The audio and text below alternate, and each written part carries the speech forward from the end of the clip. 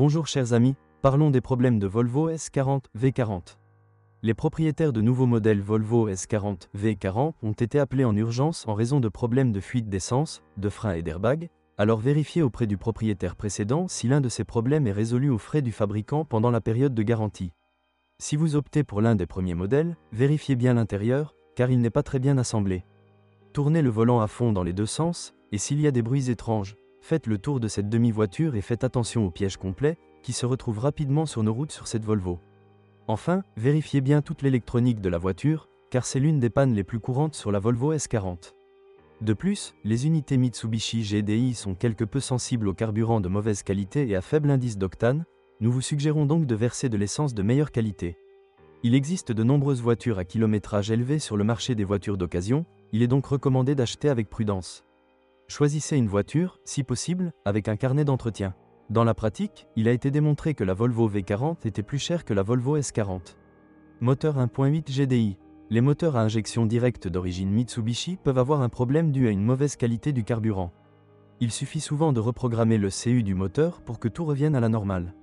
Moteur diesel 1.9D, 102 et 115 chevaux. Sur certains véhicules fabriqués avant mi-2002, des problèmes peuvent survenir au niveau de la courroie de distribution ou des tendeurs avant. Moteur diesel 1.9D, jusqu'en 2002 un problème occasionnel possible avec le turbocompresseur. Problème de courroie d'alternateur, moteur 1.9D, rupture de courroie, remplacement de la poulie jaune par une poulie noire. Pour les modèles fabriqués jusqu'en avril 2002, les moteurs 1.9, 102 et 115 chevaux cassent la courroie de distribution, provoquant un dysfonctionnement du moteur.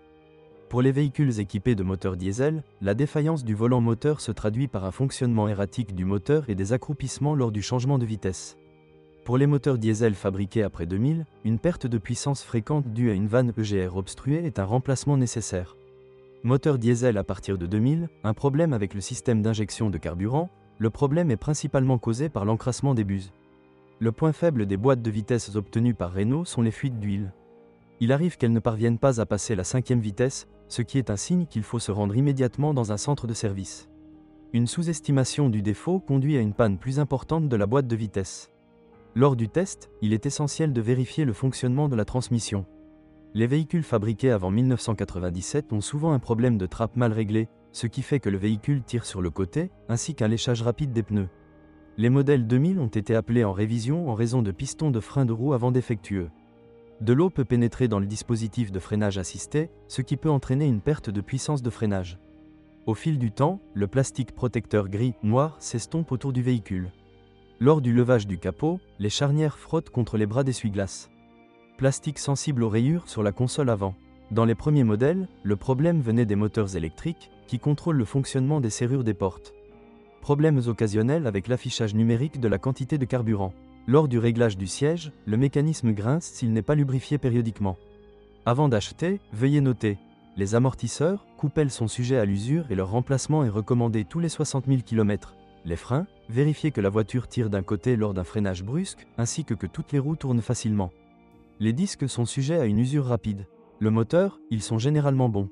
Sur les modèles 1.8 et 2.0, la courroie de distribution peut durer jusqu'à 150 000 km, mais un remplacement tous les 4 ans est recommandé.